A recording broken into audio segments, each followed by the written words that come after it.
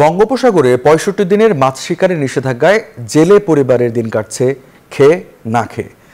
নিবন্ধিত জেলেরা সরকারি সহায়তার চাল পেলেও নিবন্ধ তালিকায় নাম না থাকায় বঞ্চিত হচ্ছেন লাখো জেলে। কর্মহীন হয়ে পড়েছে কয়েক হাজার মৎস্যজীবী। তাই সরকারি সহায়তার দাবি মৎস্য শ্রমিকদের। বরগুনা ও পটুয়াখালী থেকে প্রতিনিধিদের পাঠানো তথ্য ছবি নিয়ে ডেস্ক রিপোর্ট।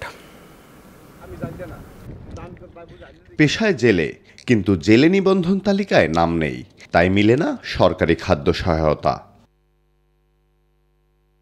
এ অবস্থা বরগুনা ও পটুয়াখালী উপকূলের লাখো জেলের, যারা জীবনভর সমুদ্রে মাছ শিকার করেও পাননি জেলে হিসেবে সরকারি স্বীকৃতি। নিষেধাজ্ঞার সময়কালে দিন কাটছে অনাহারে অর্ধহারে।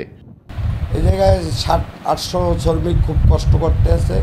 তারা মনে করেন আজকে 20 টাকা ভাগা পাইবে না। একটা শ্রমিক 20 টাকা ভাগা পাইলে তার সংসার কীভাবে চলে?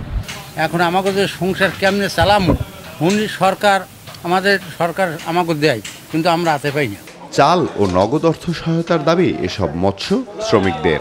এখন এই দুইটা অবরোধে আমরা শ্রমিক যারা আছি, মৎস্য শ্রমিক মানে ট্রলার শ্রমিক, তারপর আমরা এখানে যারা কাজ করি, এরা সকলেই বিপদগ্রস্ত থাকি, কারণ আমাদের পাথরঘাটাটা হইলো যে মাছের উপরে নির্ভরশীল। এই মেম্বার চেয়ারম্যান দিয়ে আমরা কোনো সহযোগিতা পাইনি। মৎস্য বিভাগ বলছে যারা নিবন্ধনের বাইরে রয়েছে তাদেরও তালিকাভুক্ত করা হচ্ছে। মন্ত্রণালয়ে একটি প্রস্তাবনা পাঠানোর পরিকল্পনার কথাও জানিয়েছেন তারা।